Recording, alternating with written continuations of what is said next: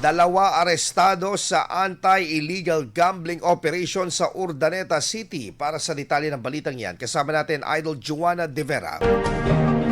104.7 IFM Report.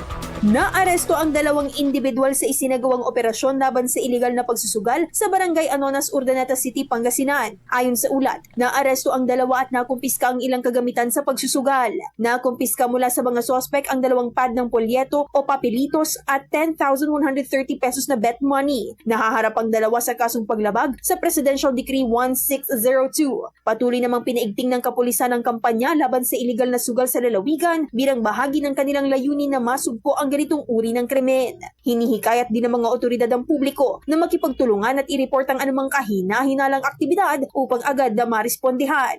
Kasama mula rito sa IFM Dagupan, dito si Idol Juana De Vera, Tatak IFM. IFM News. IFM News. IFM.